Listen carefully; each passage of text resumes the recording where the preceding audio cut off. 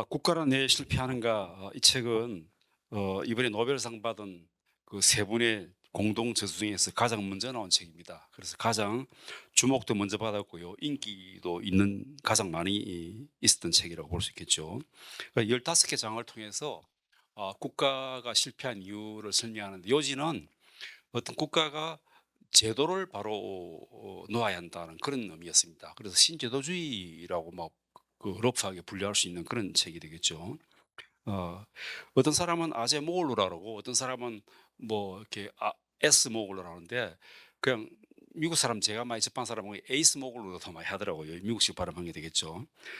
제임스 로빈슨 이 두 사람이 쓴 책입니다. 요지는 어, 어떤 그 포용적인 제도하고 그 반대되는 거로 착취적인 말을 써가지고요.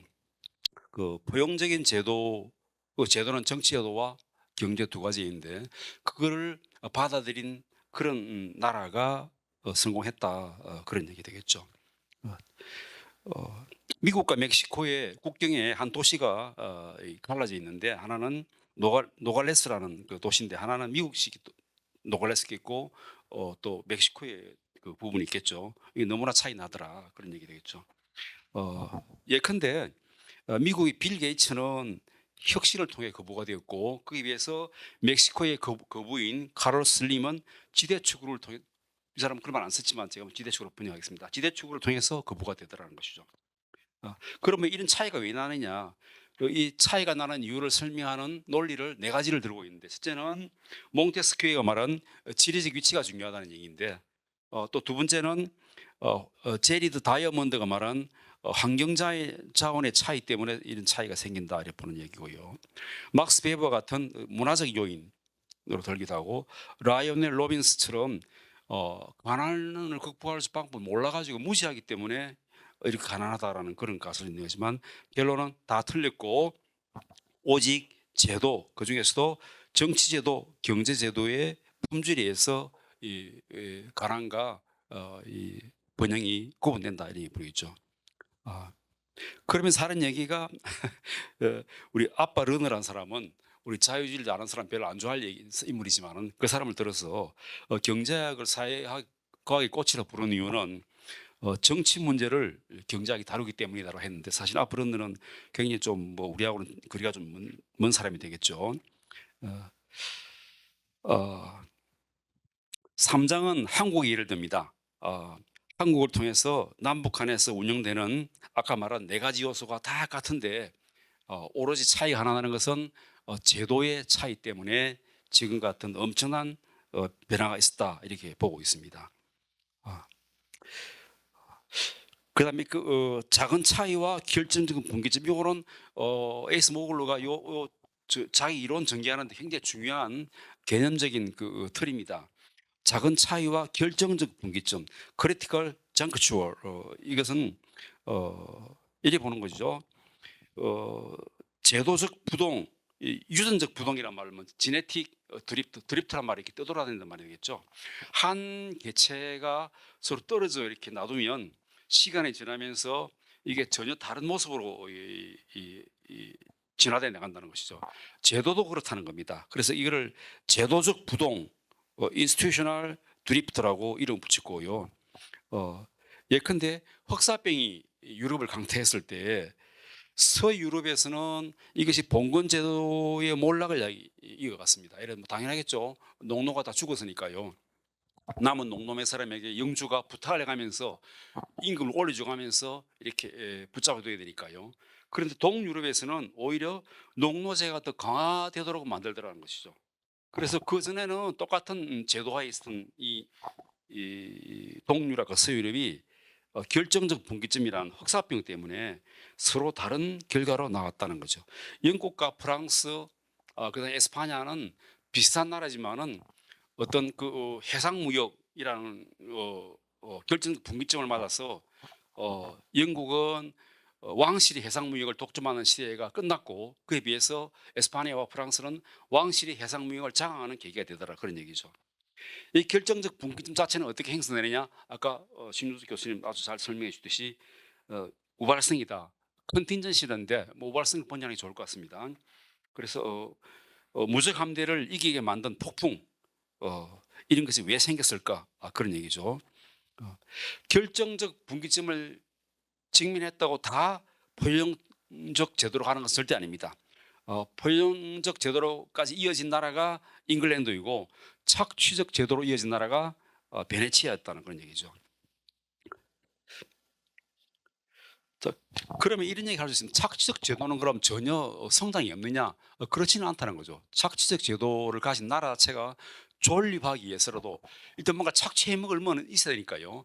나름대로 조금만하면 성장은 있다는 것이죠. 그것이 착취적 제도화의 성장이라고 볼 수 있는데, 어, 소련이 러시아 혁명 이후에 상당히 몇십 년 동안 발전해 온 것은 사실은 착취적 제도화의 성장이 있다 보는 것이고요. 중국은 지금도 이어지고 그렇게 있다 보는 겁니다. 그 당시에 소련이 급히 착취적 성장을 이루고 있을 때 많은 서방학자들은 이것이 착취적 성장의 한계적이 있다는 걸 모르고 칭송을 했습니다. 폴 세뮤얼슨은 97년도 가면 소련 국민 소득이 미국을 추월할 것이다 봤고요. 나중에는 2012년 이 책이 나올 때 그해 점에는 소련이 추월할 거로 봤지만은 사실은 그렇지 않아. 그 전에 망해버렸죠. 그다음 미국 언론 스테판스는 아주 멋있는 말. 나는 소련을 갔다 온 사인 얘기입니다. 나는 미래를 보았다. 근데 그 미래는 너무나 잘 돌아가더라. 이 공산주의 미래 사회가 대한 그 낙관적인 전망을 한 것이죠. 요컨대 착취적 제도의 성장은 존재하긴 하지만 그건 지속 가능할 수 없다. 왜? 창조적 파괴와 혁신이 없고 그다음에 그 번영이 소수 엘리트에게만 귀착되는데 그 소수 엘리트들이 그걸 차지하기 위해서 서로 싸움 붙이기 때문에 불안정 상태로 돌아간다. 그런 얘기 되겠죠. 이 때문에 베네치아는 세계 최초로 포용적 사회로 갈 뻔했다가 그 직진해서 무너졌습니다. 정부가 무역을 독점하다 보니까 다시 말해서 포용적 사회로 못 간 거죠. 그러다 보니까 이제는 경제 대국 도시가 이제는 관광과 어업을 먹고 사는 박물관으로 전락했다. 그런 얘기 되겠죠. 역사의 전환점이 있습니다. 손뜨개를 대신할 뭐라 그럴까 편물이란 말 알죠? 우리 니트 편물 기계를 발명한 사람이 윌리엄 리인데 이걸 들고 와서 엘리자베스 여왕하고 교수를 부립니다. 특허를 주세요 하니까 엘리자베스 여왕이 이걸 특허를 주면 손뜨개를 해가지고 먹고 사는 사람들이 실업자가 되지 않느냐 거부합니다. 그 후임자 제임스 1세, 우리가 제임스 1세는 부르지만 사실은 스코틀랜드 사람은 제임스 6세라고 부르죠. 그 제임스 1세는 이게 똑같은 논리로 기존 노동자가 실업자 되니까 특허를 줄 수 없다 그랬습니다. 다시 말해서 창조적 파괴를 두려워한 게 되겠죠. 그럼에도 불구하고 영국에서는 다른 나라에 비하면 이 전환점을 잘 활용했습니다. 독점법 뭐 이런 거를 잘 처리했고요. 그다음에 또 크로멜이 그 왕을 처형했지만은 사실은 크로멜은 그 왕을 처형한 후에 자신이 독재자가 되었습니다. 그런 부분 이게 전환점이 되겠죠. 명예혁명은 그럼에도 불구하고 절대항쟁을 반대한 뒤에 또 다른 독재제로 돌아가지 않았고 포용제도로 돌아왔다는 의미에서 명예혁명을 굉장히 중요한 포용적 제도 확립의 어떤 사례로 저자는 계속 강조하고 있습니다. 역사적 우발성이 중요하다 그런 얘기죠. 찰스 2세를 꺾은 크로멜의 독재가 만약에 고착되었더라면 어떻게 됐을까? 오렌지공 윌리엄에게 제임스 2세가 패했다면 제임스 2세가 이겼다면 어떻게 됐을까? 그런 부분 그런 얘기죠. 발달을 가로막는 장벽이 있다. 산업혁명으로 결정적 분기점이 만들어졌다 하더라도 번영으로 나아가지 못하고 주저앉게 만든 요소가 두 가지가 있는데 하나는 절대주의고 하나는 아까 말씀드린 최소한의 중앙 집권화도 이르지 못한 무정부 상태. 이 두 가지 다 이 결정적 분기점에서 번영으로 나아가지 못하게 막는 요소가 된다는 얘기죠. 절대주의 때문에 번영으로 가지 못하고 발달이 막힌 대표적인 예가 오스만 터키에서 일어난 인쇄소입니다. 1445년에 구텐베르크가 인쇄소를 개발했으니까 우리나라의 뭐 훈민정음이 만들 그 비슷한 시기입니다. 그런데 이 제도를 270년 후에 오스만 제국에 도입을 하니까 오스만 제국의 그 그걸 뭐라 할까 술탄이죠. 술탄이 하는 얘기가 인쇄소는 설립은 허락해 주겠다. 그런데 그건 지키는 책 내용이 우리가 이슬람 규범에 맞는지 검열을 해야 되겠다 그랬습니다. 결국은 그 출판업은 지지부진할 수밖에 없었다는 거죠. 그다음 그건 절대주의 때문에 발달이 막힌 게 되었고요. 그다음에 최소한의 중앙 집권마저 결여돼 있어간 무정부 상태 때문에 이 어떤 그 포용적 제도 확립에 실패한 나라가 소말리아라고 볼 수 있습니다.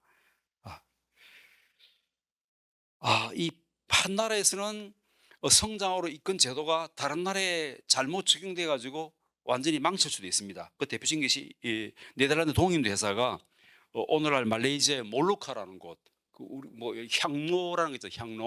향로 산업의 메카였던 곳이 몰루카라는 곳인데 그거를 장악해 가지고 15,000명을 학살하는 정책을 펴니다. 끔찍스러운 얘기죠. 그렇게 하다 보니 그 지역 향로업자들이 차도 착취를 당하니까 우리 이 장사 안 할래 다 후퇴 그만둬 버립니다. 그런 경우에 결국은 포용적 제도로 나아가는 발전이 저지되어 버렸다는 것이죠. 번영은 확산되는 경향이 있다는 것이죠. 다시 말해서 포용적 정치 제도가 포용적 경제 제도와 상승작용을 하게 됩니다. 이 포용적 정치제도, 포용적 경제제도. 그러니까 포용적 경제제도로 얻은 그 산업 발전의 효과가 다시 포용적 정치제도를 요구하게 되고요. 이런 선순환이 일어난다는 것이죠. 반대로 악순환도 생깁니다. 착취적 제도가 우리가 확립되면 착취적 제도에서 착취적 정치제도는 착취적 경제제도를 선호하게 되고요. 착취적 경제제도에서 얻은 이익을 가지고 누리는 사람은 그런 혜택을 계속 정치적으로 보장해주는 착취적 정치제도를 또 선호하는 그런 악순환이 생긴다는 것 되겠죠. 여기서 우리가 로베르트 미헬스 뭐 미르 가진데 독일 사람이니까 미헬스가 많이 쓰이죠. 이게 아이언 로 오브 올리가르키 가도제의 철칙이요. 어느 사회고 항상 독재 권력으로 수립하는 경향이 있더라. 가도제의 철칙이지 않습니까? 그래서 이 국가 실패 한 중요한 요인이 어떤 제도를 도입해 가지고 어떤 이익을 보게 되면 그 이익을 자신이 누리기 위한 어떤 그런 체제를 확립하는 가도제의 철칙이 나타나기 때문이다. 그래서 이 저자들은 아랍의 봄 이후에 전망이 비관적입니다. 아랍 봄이라는 것은 착취적인 제도를 구가하던 기존 세력을 뒤엎는 것이지만은 그 나타난 세력 역시 기존의 착취를 대체하는 또 다른 착취자일 것이다 그런 얘기죠. 그래서 어떤 가도제의 철칙을 다시 한번 적용해서 설명하고 있습니다. 자, 기존 틀을 깬 나라들이 있습니다. 첫 번째가 보츠와나입니다. 보츠와나에서는 어떤 그 천연자원 다이아몬드요, 이런 것이 굉장히 분쟁의 가능성이 있지만은 그게 착취로 이어지지 않았다는 거죠. 중요한 것은 그 당시에 보츠와나의 정치 지도자들이 굉장히 덕성 있는 사람이었습니다. 그리고 그 사람들이 이런 그 유혹을 버리고 어떤 포용적인 정치 제도로 나아갔기 때문에 45년도 이후는 1945년 이후 사하라 이남에서는 뭐 보츠와나가 가장 잘 사는 나라랍니다. 포용적 제도를 확립한 드문 케이스가 되겠고요. 그다음 두 번째 사례는 미국에서 남부에서 우리 로자 박스 사건 이래로 많은 이렇게 착취적 제도를 이렇게 벗어나는 일련의 사건들, 뭐 우리가 민권법 또 기념비적인 몇몇 대법원 판례를 통해서 미국이 바뀌게 되는 것이죠. 그러려면 기존에 그 손해를 본다고 생각한 남부 농장주들이 시대가 바뀌니까 더 이상 노동력만이 필요하지 않게 되었다는 거죠. 그래서 거기에 대해서 과히 저항할 유인도 사라졌기 때문에 그 착취적 제도를 포기하는 데 도움이 됐다니 볼 수 있겠죠. 어떻든 포용적 제도로 나갔다는 것이죠. 딩샤오핑 이후에 중국도 또 다른 성공 사례입니다. 이제 이 사람들이 아까 말했듯이 포용적 경제 제도로까지는 못 나갔지만은 적어도 제한된 의미에서나마 착취적 제도 하에서나마 어떤 상당한 계획을 했다 이렇게 보는 것이죠. 이런 얘기입니다. 마오쩌둥이 죽었다는 것은 역사적 분기점 사건이다. 근데 마오쩌둥의 부인 여러분 강청이라고 기억나시죠, 그죠? 강이자 강청을 둘러싸고 있는 세 사람의 그 뭐 왕홍문 뭐 요문은 어쩌고 하는 사람들 우리 사인방이라고 부르는 그 사람이 만약에 집권을 했더라면 이거는 중국에서는 뭐 그 제한적이나마 포용 제도는 도입되지 못할 것이다. 그건 역시 역사적 우발성이다 보는 것이죠. 그래서 우발성이란 말 뭐 받아들이긴 한데 그 말 듣고 보면 뭐 제대로 설명 안 되는 다 우발이라 해버리는 그런 오류도 있다는 것이 생각이 들고요. 아, 저는 이런 과정을 통해서 우리가 한번 생각해 볼 부분은 이런 부분입니다. 어, prosperity for what? 무엇을 위한 번영인가? GDP 자체를 올리는 것을 우리가 국가의 성공이라고 본다면 이거는 어떤 잘못된 방향의 이 발전 종국점을 맞을 수 있다는 것이죠. 중국이 그런 거라는 얘기입니다. 중진국 수준에 도달하자마자 중국 현재와 같은 발전은 무너질 것이다 보았는데 그 반대하는 사람들은 아니야, 중국은 당신들이 예언한 거랑 달리 어떤 제어받지 못한 리바이던 체제 하에서 오히려 더 많이 발전하더라고 그렇게 반박을 한다는 것이죠. 그래서 이런 반론의 어떤 그 답으로 2019년에는 어떤 좁은 해락이라는 책을 쓰면서 자유라는 개념을 도입해 가지고 국가 실패 성공의 기준을 어떤 GDP 같은 경제 성장에서부터 자유라는 개념을까지 확산해 나가는 겁니다. 또 다른 우리가 이 저자들의 논리에 대한 어떤 비판은 올 수 있는 게 이런 겁니다. 소위 말해서 현대화 이론, 우리 과거에는 이걸 근대화 이론을 많이 불렀습니다. 지금 현대화 이론 부르는데 현대화 이론이 가하는 비판이 있습니다. 당신네 저자 국가에 실패하는 그 저자 두 사람은 포용적 제도가 도입된 그 독립변수고요. 그 결과로 경제 성장이라는 더 봤지 않습니까? 근데 현대화 이론은 경제 성장을 하면 포용 제도가 생기는 것이다. 인과관계 거꾸로 보는 거거든요. 그런 부분입니다. 그런데 이거는 틀렸다고 저자들은 주장을 하고 있습니다. 저는 이 책을 통해서 우리 한국에 주는 제도 구축에 주는 함의를 한번 생각해 보자는 것이죠. 포용적 제도가 중요하다고 우리가 동의하더라도 그럼 어떻게 포용적 제도를 우리가 구축하느냐, 도입하느냐, 확립하느냐 뭐 비슷한 얘기 되겠죠. 엔지니어링적인 사고는 우리가 경계하자. 다시 말해서 포용적 제도를 도입한다는 것은 어떤 레디메이드에 대한 메뉴를 집행하는 게 아니다. 그런 보편적 방안은 없다. 이렇게 저는 말하고 있습니다. 장기적이고 누적적인 어떤 그 파도의 집적이다. 이런 얘기 되겠죠. 그러고 보면 IMF 외환위기 이후에 또 6.29 통한 정치 변혁 이런 것들은 다 어떤 그 사이 계속 나오던 어떤 단순한 반복적인 사건이 아니고 어떤 혁명, 준혁명이라 할 만한 그런 큰 변혁 과정에서 나타났다는 것이죠. 그러고 보면 이 저자가 계속 예를 들은 메이지 유신, 미국 남부의 또 포용적 제도로 바뀌는 과정, 프랑스 혁명, 명예혁명 다 거의 혁명과 같은 과정을 거쳤습니다. 아마 우리나라에도 포용적 제도로 바뀌는 그런 과정은 착시적 제도에서 포용적으로 바뀌는 과정은 단순한 어떤 그런 점진적인 방법은 아닐 것이다는 걸 좀 시사받을 수 있을 것 같고요. 한국의 경우에는 이 저자들의 마음은 지금은 포용적 정치제도 확립되고 포용적 경제제도까지 이루어졌다라고 말하지만은 제가 보기에는 아직도 포용적 정치제도와 포용적 경제제도에 좀 부조함이 남아있다 이렇게 볼 수 있습니다. 어떤 높은 수준의 민주화가 정치제도를 통해 이루어졌지만은 다시 형식적으로는 포용적 정치제도 가능성이 있지만 실제로는 것이 군중민주주의로 오용되면 어떤 특정 기업이나 뭐 특정 계층에 대한 차별적 부담이라든지 규제를 강화한다든지 이런 걸 통해서 오히려 착취적인 그런 경제 제도의 운영 효과가 볼 수 있지 않느냐 이렇게 볼 수 있고요. 저는 만약에 한국의 제도 구축에 주는 또 다른 함의는 아까 말씀드린 천운, 제가 천운이라고 불렀습니다. 역사적 우발성도 중요하다는 얘기죠.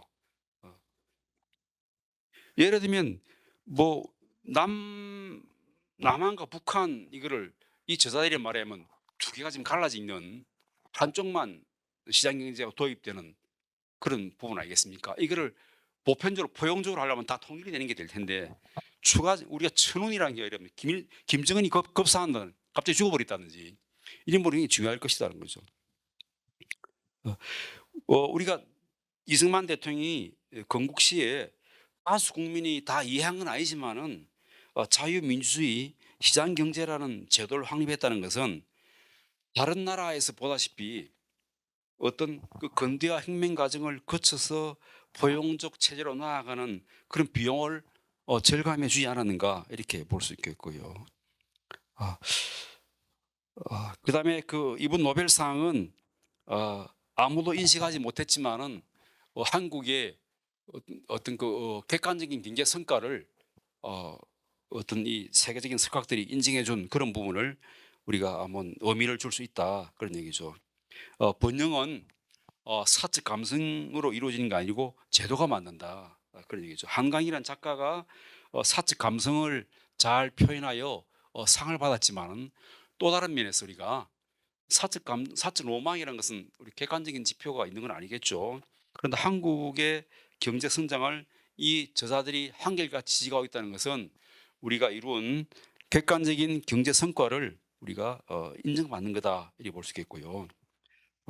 아무도 인식하지 못한 채 발표자의 명단에 빠져 있는 한국의 지도자들이 어떤 노벨상의 암묵적으로 수상자는 아닌가 그런 좀 단순한 생각을 한번 해봤습니다. 이상입니다.